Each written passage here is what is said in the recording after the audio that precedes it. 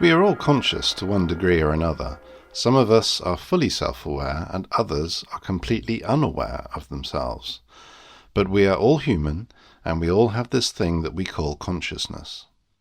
So what is consciousness? I would suggest that consciousness is our single greatest asset, evolutionary or otherwise.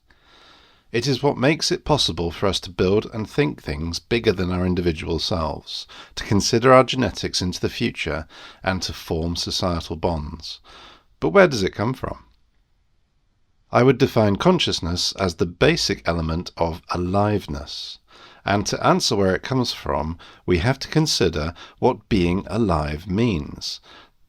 The term alive has among others the following definitions: having life, living, existing, not dead or lifeless, full of energy and spirit, lively. So being alive means that you have stuff going on both physically and mentally. Now, if this definition is applied to us, we can nod along in agreement. If you apply it to a dog, one might say something similar, but less on the thinking front.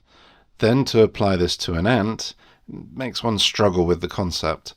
Sure, an ant can be considered alive, but to imbue it with consciousness is pushing it a bit. To apply it to a rock just seems silly, but here's the thing. Unless we humans were dropped off on this planet by a crashed ark ship, then we must have come from the planet as a child comes out of its mother. To echo Alan Watts here, as an apple tree apples, planet Earth peoples. So knowing that we are alive and we couldn't come from a dead organism, then the Earth must also be alive. Now, there is probably no issue with you thinking that the planet clearly has animals and insects, mushrooms, amoeba, trees, and apples, and all of these are alive. But I would argue that, like aliveness, consciousness is present in all things. The ramification of this little thought journey is that the aforementioned aliveness of nature also means it's conscious. Maybe not to the extent that we are conscious, but like we know creatures are alive, they must have some consciousness going on too.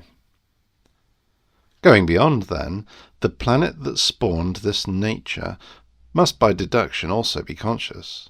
Now, planet consciousness might be something totally different to human consciousness, but following the logic of something cannot come from nothing, there is not only a likelihood for this, but also that consciousness must form part of us as its children. Here's where things get really weird then.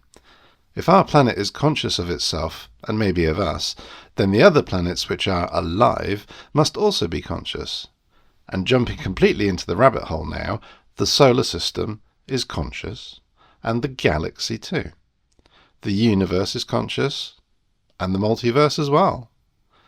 I understand that this may be hard to take in, but if our consciousness takes up a small part of the universe's consciousness, then to a galaxy we humans are like ants are to us.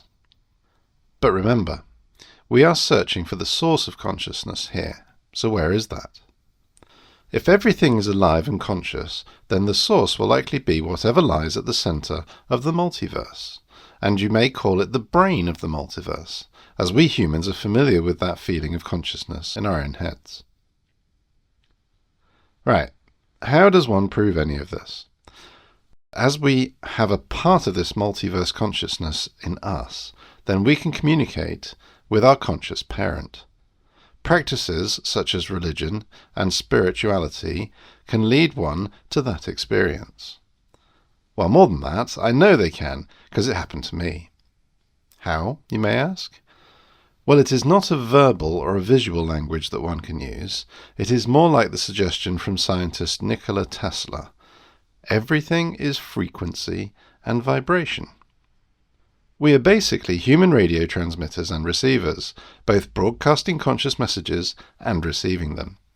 Of course, the majority don't and can't do this, but they still have this legacy attribute in them because of their heritage. And it is really only their egos that stops them from realizing this.